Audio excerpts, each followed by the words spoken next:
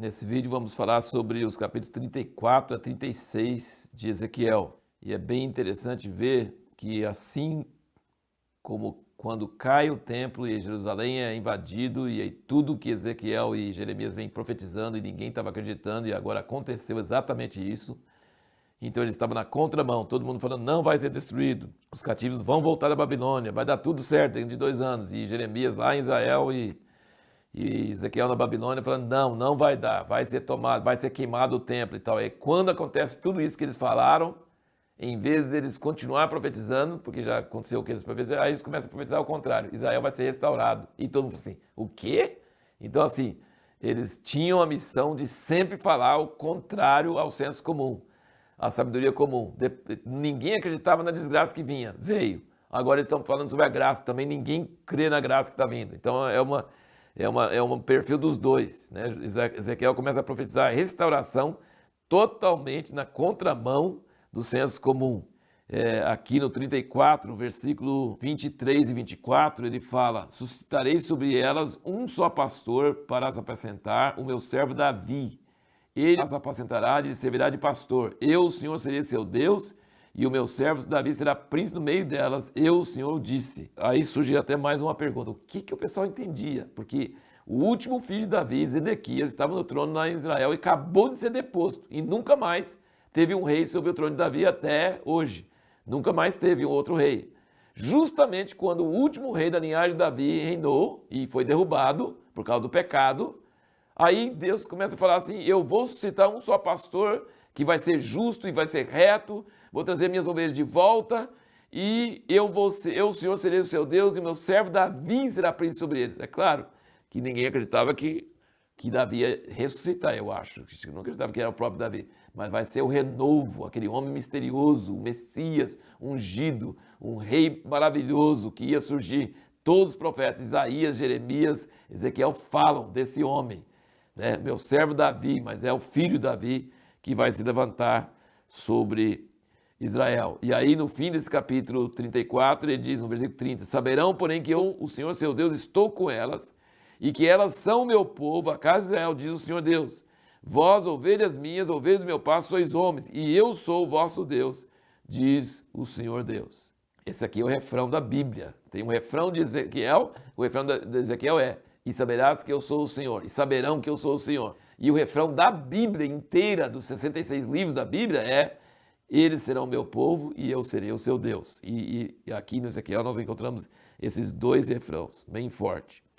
Agora, no início desse capítulo 34, você vê que ele fala contra os pastores. E você precisa entender que os pastores, naquela época, não tinha os pastores eram os reis, os príncipes, os juízes, sabe? Os que governavam o povo. Ele falou assim, vocês espalharam meu povo, vocês mataram, vocês tiraram o couro do meu povo. E eu vou tirar vocês, e vou acabar com vocês, e vou restaurar minhas ovelhas, e eu vou colocar um pastor justo, o rei Davi, sobre eles.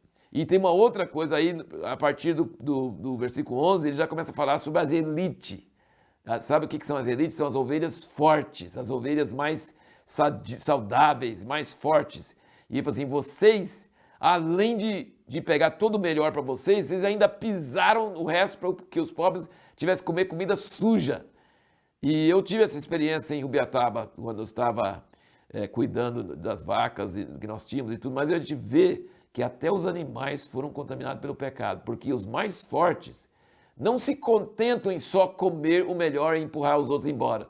Podia assim, você pensar, é egoísta, né? Egoísta, vai lá e come o melhor, depois vai embora. Não, eles ficavam lá depois de comer, depois de estar cheio e não deixar os outros comer. Então assim, é uma maldade, a maldade não está só no homem não, está na criação também. E aí ele fala das ovelhas fortes, que ele está referindo aos ricos em Israel, não só os governantes, os reis, príncipes, juízes, mas as pessoas ricas, as elites, as pessoas de poder, de posses, que oprimiam as ovelhas pobres. Então, essa é uma palavra bem forte aqui em Ezequiel, contra os governantes corruptos e contra as elites, as pessoas, as classes mais altas que oprimiam o povo.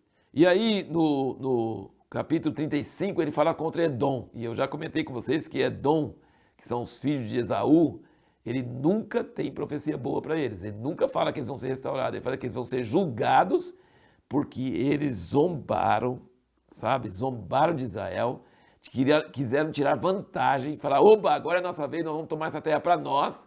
Então ele falou assim, eu estava castigando meu povo, mas vocês vêm zombar e ainda vêm querer tirar vantagem?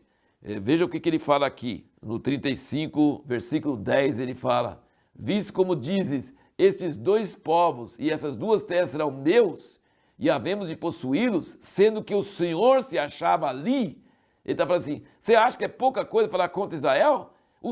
Israel é chamado pelo nome do Senhor. Então, Deus dá umas duras no povo dele, mas depois quando pessoas começam a atacar o povo dele, ele começa a ficar nervoso. Porque é meu povo, mesmo que estão em pecado, mesmo que fizeram coisa errada, mas é meu povo e vocês não podem fazer isso. E aí ele jura duas vezes aqui no versículo 6, quando fala aqui, ó. Por isso vivo eu, diz o Senhor Deus, que te prepararei para sangue, e o sangue te perseguirá. Quando fala vivo eu, Deus está jurando, pela minha vida, ele está jurando que vai fazer isso. E depois no versículo 11 ele fala isso de novo. Portanto, vivo eu, diz o Senhor Deus, que procederei conforme a tua ira e conforme a tua inveja que tu usaste no teu ódio contra eles, e me darei a conhecer entre eles quando eu te julgar. E saberás que eu, o Senhor, ouvi todas as tuas blasfêmias. Então, assim, é uma coisa muito forte contra Edom e contra essa atitude de se alegrar com a desgraça de Israel. Você sabe que a coisa mais importante na vida é saber se Deus é a favor de uma coisa ou contra uma coisa? Se Deus é a favor, vai ter bênção mesmo que todo mundo esteja contra. E se Deus é contra, mesmo que todo mundo esteja a favor, sai da frente, porque o negócio é feio. Então, o mais importante na vida é saber se Deus é a favor de alguém ou a favor de uma coisa, ou se Deus é contra uma coisa ou contra alguém. Veja quantas vezes aqui fala sobre isso. O 34, versículo 10, ele fala assim, diz o Senhor Deus, eis que eu sou contra os pastores. No 35, versículo 3, ele diz, e diz assim, diz o Senhor Deus, eis que eu estou contra ti, ó Monte Seir. E capítulo 36, versículo 5, ele diz, portanto, assim diz o Senhor Deus, certamente no fogo do meu zelo falei contra o resto das nações e contra todo o Edom, que se apropriaram da minha terra. Então, quando Deus fala que está contra, sai da frente. No capítulo 36, versículo 9, ele diz, quando ele está a favor, pois eis que eu estou convosco, e eu me voltarei para vós, e sereis lavrados e semeados. E aí ele continua falando sobre bênção que vai trazer para Israel. Aqui no versículo 11 ele fala, farei que sejais habitados como dantes, e os tratarei melhor do que nos vossos princípios, então sabereis que eu sou o Senhor. E então a pergunta que nós fizemos no último vídeo é como que Deus pretende resgatar a honra do nome dele diante de todas as nações? E aí você percebe aqui no capítulo 36, ele fala que onde Israel ia entre as nações por causa do castigo, que eles eram desprezados e tinham opróbrio, se chama de opróbrio, vergonha. E isso é verdade, sabe? Onde judeu foi, sempre teve antissemitismo e vergonha, sabe? Desprezo, isso é milenar, viu? Milhares de anos tem acontecido e até hoje tem antissemitismo contra eles. E ele falou assim, quando eles fizeram isso aqui no versículo, olha só um versículo, fala muitos versículos aqui, eu anotei muitos, mas aqui no versículo 20 do 36 ele diz, e chegando as nações para onde foram, profanaram o meu santo nome, pois se dizia deles, são estes o povo do Senhor, e tiveram de sair da sua terra. Mas eu os poupei por amor do meu santo nome, que a casa de Israel profanou entre as nações para onde foi. Dize, portanto, a casa de Israel, assim diz o Senhor Deus, não é por amor de vós que eu faço isso, ó casa de Israel, mas em atenção ao meu santo nome, que tendes profanado entre as nações para onde fostes. E eu santificarei o meu grande nome, que foi profanado entre as nações, o qual profanaste no meio delas. E as nações saberão que eu sou o Senhor, diz o Senhor Deus, quando eu for santificado aos seus olhos. Pois vos tirarei dentre as nações, e vos congregarei de todos os países, e vos trarei para a vossa terra. E daí ele fala que vai dar um coração novo, vai pôr dentro deles o seu espírito, e habitareis na terra. E aí tem o refrão da Bíblia, no versículo 28. E vós sereis o meu povo, e eu serei o vosso Deus, pois eu vos livrarei de todas as vossas imundícias. Aí ele diz 31, então vos lembrarei dos vossos maus caminhos, dos vossos feitos que não foram bons, e tereis nojo em vós mesmos das vossas iniquidades. Não é por amor de vós que eu faço isso, diz o Senhor Deus, notório vos seja. Então a resposta àquela pergunta está bem clara aqui. Como que Deus vai honrar o nome dele? Porque o nome dele foi profanado, foi blasfemado entre as nações. Por quê? Porque é povo de Deus.